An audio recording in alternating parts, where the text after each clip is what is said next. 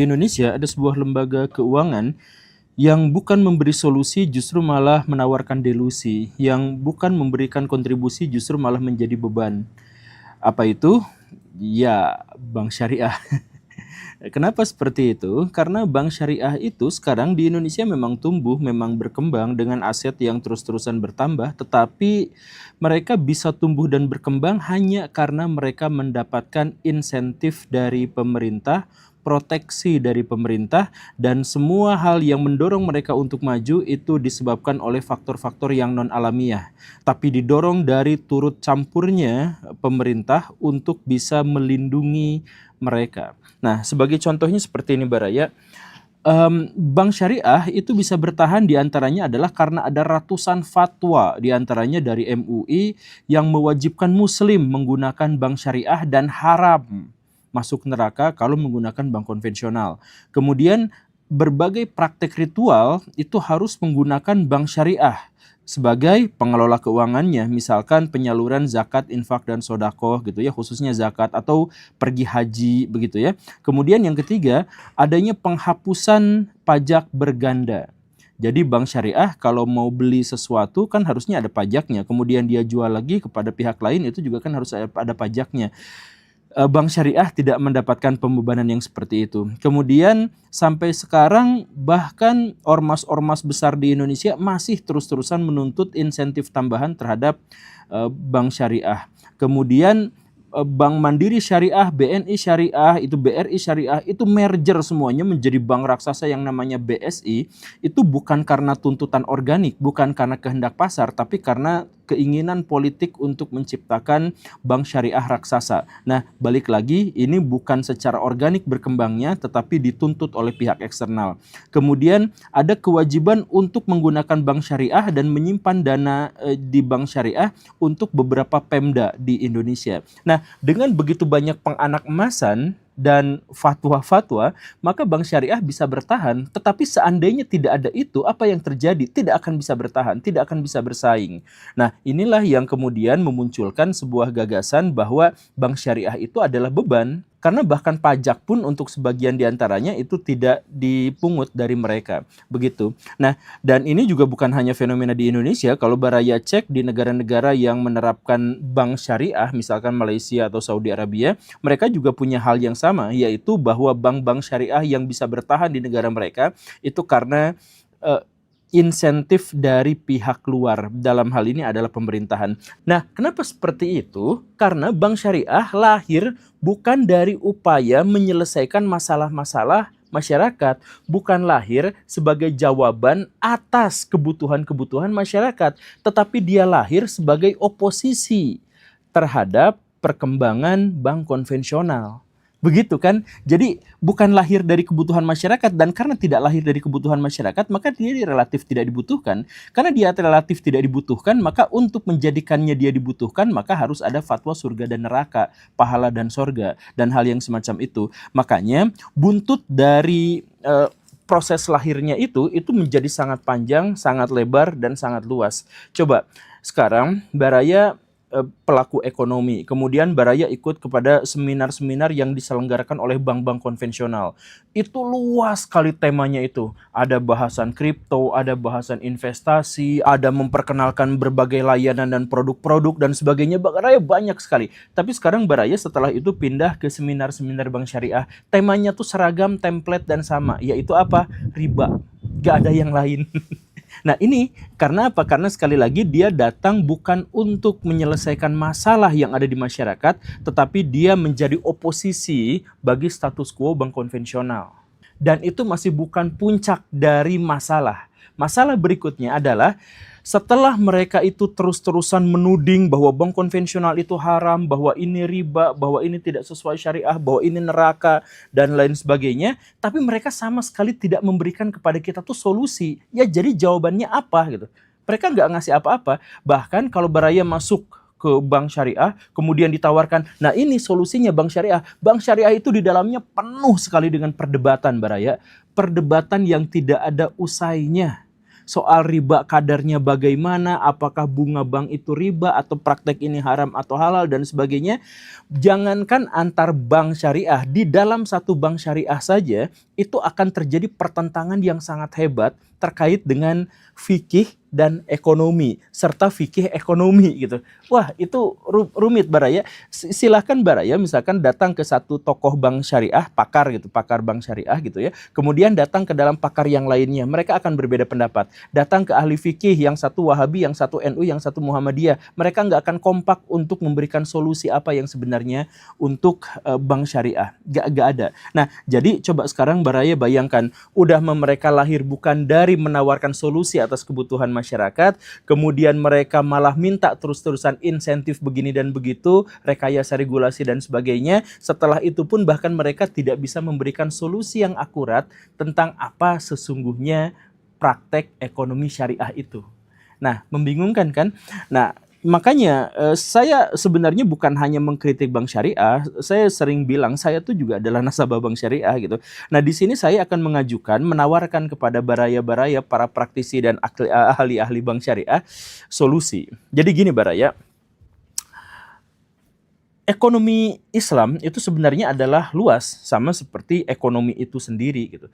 Jadi ekonomi Islam sebenarnya adalah ekonomi yang didasarkan pada nilai-nilai moral dan nilai-nilai akidah dalam agama Islam. Sesederhana itu. Dan karena itu maka seluruh aktivitas ekonomi itu seharusnya juga dibahas dan dikaji dalam praktisi ekonomi syariah. Dan dalam hal ini itu adalah bank syariah. Nah, tetapi walaupun ekonomi Islam itu begitu luasnya, tetapi bank syariah dan praktisi ekonomi syariah selalu fokus hanya pada riba dan menghakimi orang pendosa. Itu saja. Coba saya tawarkan begini ya. Dulu satu waktu saya diundang untuk berbicara dalam sebuah seminar ekonomi. Dan panitia meminta saya untuk menjelaskan, Pak Guru tolong jelaskan kepada orang-orang bahwa ekonomi di dunia ini dikuasai oleh elit global, oleh penguasa kapitalis yang merongrong ekonomi rakyat kecil untuk ditumpuk kepada pundi-pundi raksasa mereka, orang-orang kaya. Tolong jelaskan bahwa solusinya itu adalah ekonomi syariah. Begitu ya Pak Guru gitu. Nah, tetapi pesanan itu saya langsung tolak dan saya katakan kalau saya diizinkan berbicara di sini, saya akan berbicara hal yang sebaliknya. Coba Baraya bayangkan, ekonomi konvensional itu muncul dari jawaban atas kebutuhan masyarakat. Masyarakat sekarang membutuhkan berpikir keras. Aduh, saya pengen terkoneksi antar saya dengan keluarga saya nun jauh di sana karena saya perantau. Aduh, saya punya bisnis tapi perjalanan saya jauh dari satu tempat ke tempat yang lain. Itu adalah kebutuhan. Lalu ekonomi konvensional, katakanlah pelaku-pelaku ekonomi konvensional, datang Mark Zuckerberg. Dia bikin apa? Dia bikin WhatsApp, dia bikin Facebook, dia bikin Instagram untuk mengkoneksikan orang-orang yang berjauhan. Nah, artinya apa? Mark Zuckerberg menawarkan bukan soal penghakiman ini halal atau haram, riba atau bukan, dosa atau pahala, bukan, tetapi dia menyelesaikan masalah dari rakyat. Coba, sekarang ilmuwan-ilmuwan kebingungan.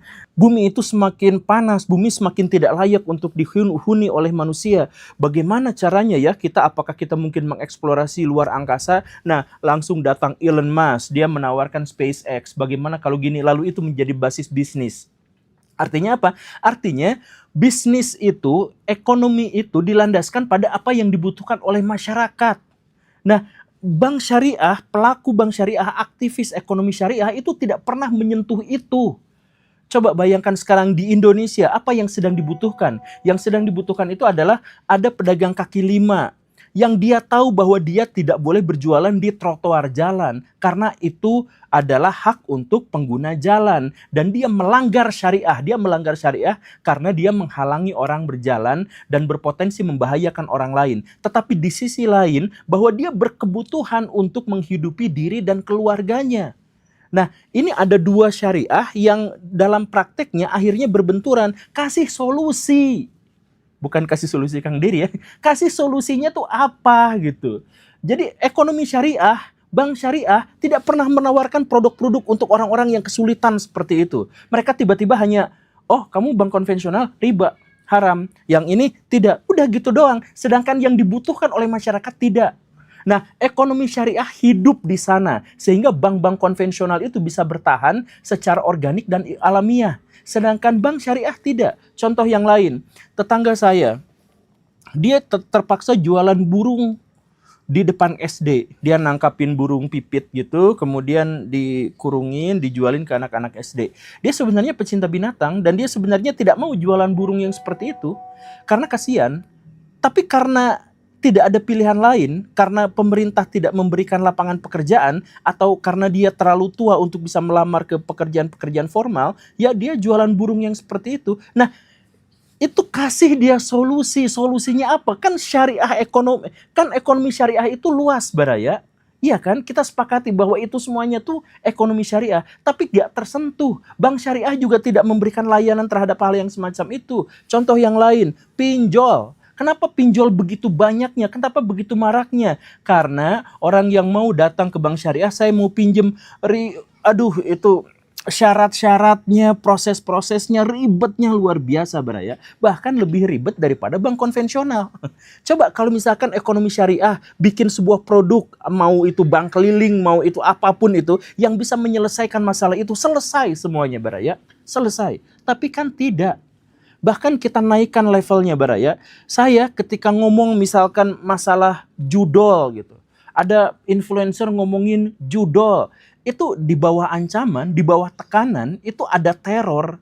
Dan itu mengerikan. Nah, coba saya mau tanya, aktivis ekonomi syariah, aktivis bank syariah mana yang berani melawan judol?